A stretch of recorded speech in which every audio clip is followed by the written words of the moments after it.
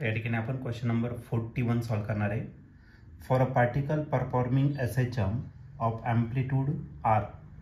तर एक पार्टिकल आहे जो सिंपल हार्मोनिक मोशन करतोय, त्याचा ॲम्प्लिट्यूड स्मॉल r इतकं दिलेलं आहे. The potential energy is lambda times in bracket lambda is less than 1 it's total energy. Potential energy जी दिली आहे ती किती दिली आहे, लॅम्बडा टाइम्स टोटल एनर्जी दिली आहे. The displacement of particle at that time is. तर आपल्याला डिस्प्लेसमेंट फाईंड करायचं त्या पार्टिकलचं त्या टायमामध्ये. तर हा क्वेश्चन 2022ला आलेला होता. याच्या 4 ऑप्शनपैकी पहिला जे ऑप्शन आहे ए, ते आहे r divided by under root lambda. B option आहे r divided by lambda. C option आहे r लॅम्बडा आणि डी ऑप्शन आहे r अंडर रूट लॅम्बडा. तर या 4 ऑप्शनपैकी या क्वेश्चनचं करेक्ट आन्सर काय असणार आहे. चला याला सॉल्व करूया आणि मग डिसाईड करूया.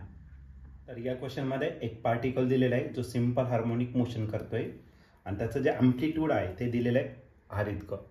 तर आपण ॲम्प्लिट्यूड जो आहे तो कशाने रिप्रेझेंट करणार आहे, कॅपिटल ए ने रिप्रेझेंट करणार. मग कॅपिटल ए जो आहे तो त्याचा ॲम्प्लिट्यूड आहे आणि तो किती दिला आहे तर r इतकं ॲम्प्लिट्यूड दिलेलं आहे. पोटेन्शियल एनर्जी जी दिलेली ती लॅम्बडा टाइम्स दिलेली आहे टोटल एनर्जी. पोटेन्शियल एनर्जी दिलेले आहे लॅम्बडा टाइम्स टोटल एनर्जी इतकी दिलेली आहे. ही कंडिशन दिलेली आहे. तर आपल्याला या ठिकाणी डिस्प्लेसमेंट पार्टिकल करायचं त्या टायमामध्ये. ओके, तर पोटेन्शियल एनर्जी जर घेतला तर पोटेन्शियल एनर्जीचा फॉर्म्युला असेल 1/2 kx². एक्स म्हणजे काय आपलं डिस्प्लेसमेंट. लॅम्बडा तुम्हाला दिलेलं आहे आणि लॅम्बडाची व्हॅल्यू लेस दॅन 1 आहे. ती कंडिशन तुम्हाला दिलेली आहे. आणि टोटल एनर्जी जर घेतलं तर टोटल एनर्जीचा फॉर्म्युला 1/2 ka². पण ए किती दिलेलं आहे तर एची व्हॅल्यू दिलेली आहे तुम्हाला r इतकं. बिफोर दॅट दिस 1/2 कॅन्सल होणार. मग kx² is equal to lambda आज आला k आणि ए जो आहे ए किती तर आपला r त्याचा स्क्वेअर केला. k पण काय होणार या ठिकाणी कॅन्सल होणार.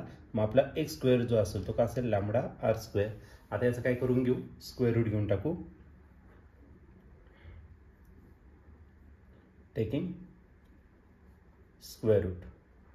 बघा आता याचं स्क्वेअर रूट जर घेतलं तर x² x येणार. लॅम्बडाचं स्क्वेअर रूट घेताना आणि मग त्याला आपण स्क्वेअर रूटमध्ये टाकणार आणि r² काय येणार तर r. तरी झालं आपलं फायनल आन्सर. आणि या ठिकाणी तुम्ही ऑप्शन जर चेक केलं तर ऑप्शनमध्ये पहिले r लिहिलेलं आहे आणि नंतर स्क्वेअर रूटमध्ये लॅम्बडा लिहिलेला आहे. तर ऑप्शन जर चेक केलं तर ऑप्शन नंबर डी जो आहे तो या ठिकाणी आपला करेक्टली मॅच होतोय.